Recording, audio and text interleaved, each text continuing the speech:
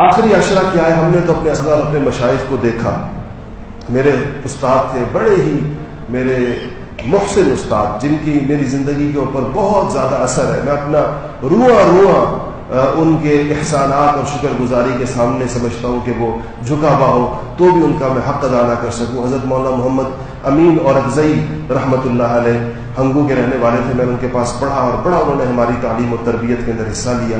مدت العمر ساری زندگی ہم نے ان کا یہ معمول دیکھا کہ رمضان المبارک، یکم رمضان المبارک کو مسجد کے اندر معتکف ہو جایا کرتے تھے اور پھر عید کی رات مسجد میں گزار کر عید کی صبح اشراق کی نماز پڑھ کر مسجد سے باہر تشریف لے کے جایا کرتے تھے. ساری عمر ہم نے ان کا یہ معمول دیکھا اور ایسا رمضان اور ایسا ایک ایک دن اور رات اس کی وصول کرتے تھے کہ لگتا تھا جیسے کوئی ایمرجنسی نافذ ہو گئی. رمضان المبارک آ گیا، ایسے لگتا تھا جیسے بس اب ہر چیز ختم ہو گئی. محدث تھے، بہت بڑے حدیث کے بہت بڑے ماہر تھے. پاکستان کے اندر اسماء الرجال اور جرح و تعدیل اور حدیث کے سب سے بڑے ماہر عالم سمجھے جاتے تھے. اگرچہ چونکہ دیہات میں رہتے تھے لوگوں نے ان کا اتنا نام نہیں پہچانا جتنا پہچاننا چاہیے تھا. دیہات کے علماء کو لوگ عام طور پر نہیں پہچانتے، لوگ شہروں کے علماء کو، پھر بڑے شہروں کے علماء کو عام طور پر جانتے ہیں. ان کے پاس چونکہ ذرائع ہوتے ہیں ایسے کہ جس کے ذریعے سے ان کا پیغام زیادہ لوگوں تک پہنچتا ہے. تو جب اعتکاف میں جایا کرتے تھے تو حدیث کی کتابیں ان کے کتب خانے سے، بہت بڑا کتب خانہ تھا ان کا.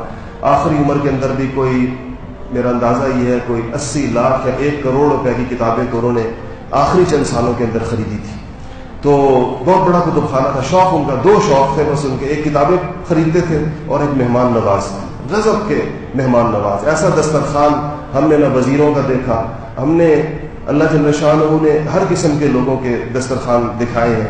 صدر پاکستان کا دسترخوان بھی دکھایا ہے، وزیروں کے دسترخوان بھی دکھائے ہیں، مگر ان جیسا دسترخوان ہم نے کسی کا نہیں دیکھا جو اللہ جل شانہ نے اس فقیر کو اس دیہات کے اندر جہاں پر کوئی ذرائع اسباب بھی نہیں تھے، سڑک بھی بہت بعد کے اندر بنی، وہاں اللہ جل شانہ مہمانوں کا جو اکرام کرتے تھے، جو خدمت کرتے تھے، انسان حیران ہو جاتا تھا.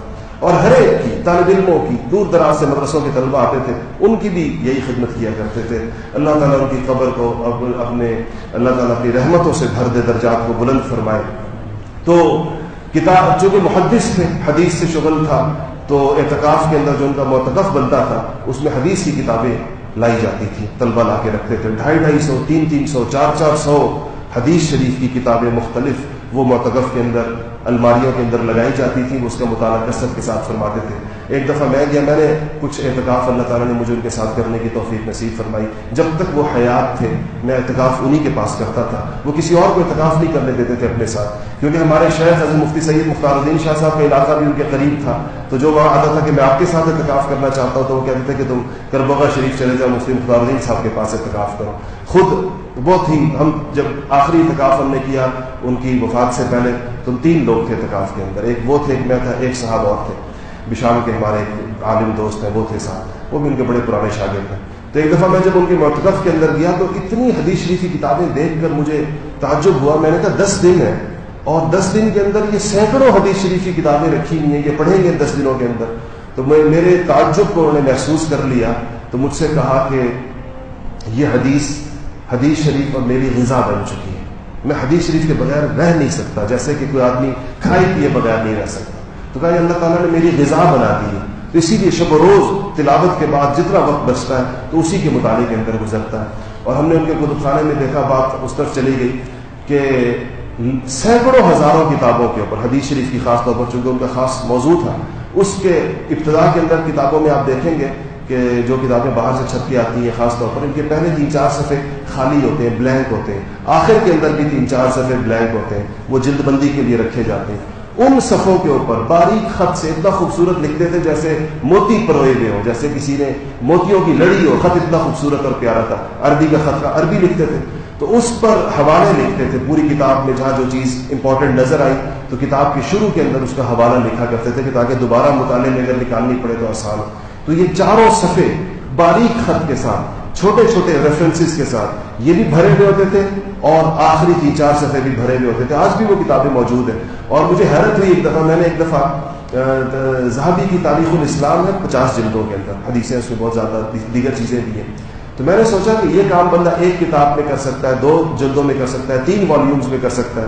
تو میں نے جا کر ایک دفعہ تاریخ ذہبی کی تاریخ الاسلام کی 34ویں جلد نکالی تو وہ بھی اسی طرح بھری ہوئی تھی جس طرح پہلی جلد بھری ہوئی. پھر میں نے 50ویں جلد نکالی تو وہ بھی اسی طرح بھری ہوئی تھی حوالوں سے جس طرح پہلی جلد بھری ہوئی تھی. میں حیران رہ گیا. میں نے کہا اللہ تعالیٰ نے ان حضرات کے اوقات کے اندر کتنی برکت عطا فرمائی ہوتی ہے کہ ایک زندگی میں کتنے بڑے بڑے کام کر لیتے ہیں. جمال الوجود بذكر الإله وتصفو الحياة بنور هداه. جمال الوجود بذكر الإله وتصفو الحياة بنور هداه. وتطلب نفس له طاعة ويبلغ سعد إلى منتهى. فؤاد شغوف إلى ربه أحب رضاه أحب لقاه. يظل يجيء إلى ربوة قرار